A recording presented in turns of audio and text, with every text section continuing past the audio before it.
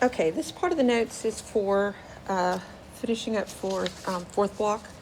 So if you've already seen these, then you can skip forward to the next set of notes. We're going to look at Newton's second law for rotation, which of course you know is what? Torque equals inertia times angular acceleration. That's our big guy idea for today. All right, so let's look at some examples.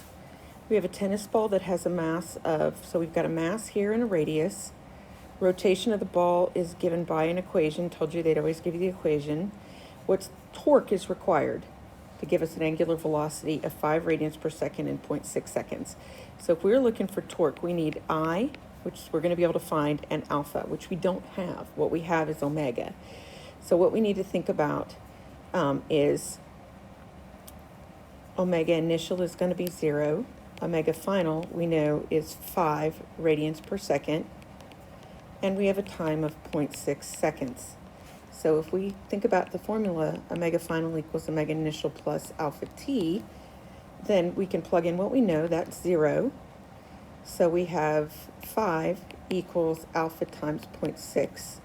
So alpha is going to equal 5 divided by 0.6, which is going to be 8.3 radians per second squared. All right, so now we've got everything we need. We also need to calculate I. So I is going to be 2/5 mr squared, which is 2/5 times the mass, which is 0.32, times the radius, which is 0.056 squared. So if I do that, then what do I get?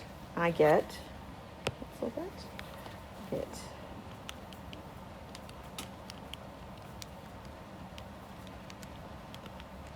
I get 4.014 times 10 to the negative fourth, okay.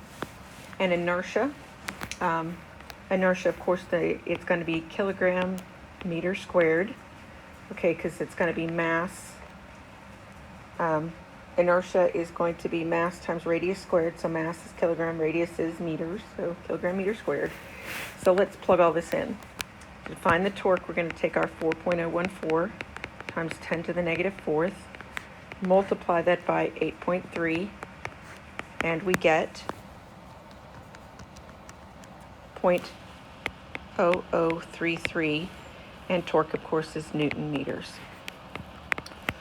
All right, rod hinged on the left side. The uniform rod is 2 meters long, so we've got a rod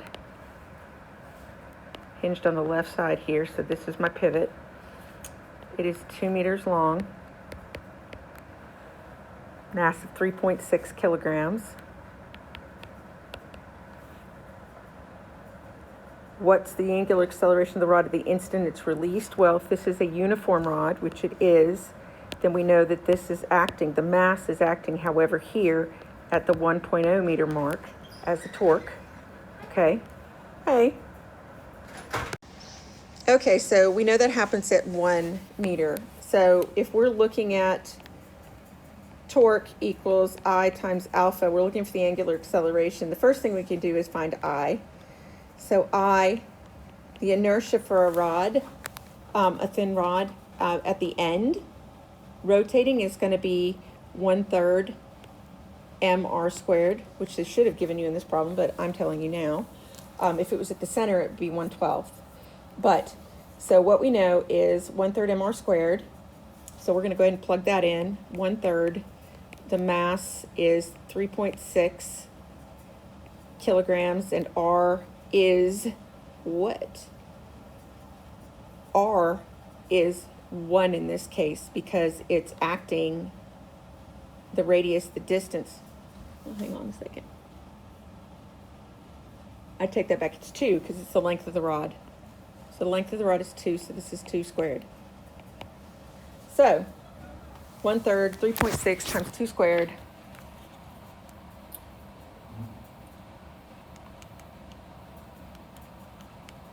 We got 4.8. So our inertia is 4.8 kilogram meter squared. All right. We don't know alpha, and we need to find the torque now. So what's the torque going to be? Well, the only acting torque is going to be the weight of this rod acting down. It's going to go clockwise, so it is a negative torque. So it is negative. The force, which is the mass, which is 3.6 times gravity, 10, times the distance it is from the pivot. This is 1. So negative 36. So we're going to plug this in.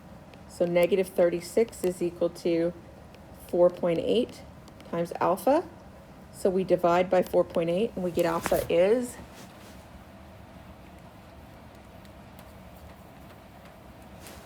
7.5. So this would be negative 7.5 radians per second squared. So there's my angular acceleration. Still using the same idea. All right. And that's it for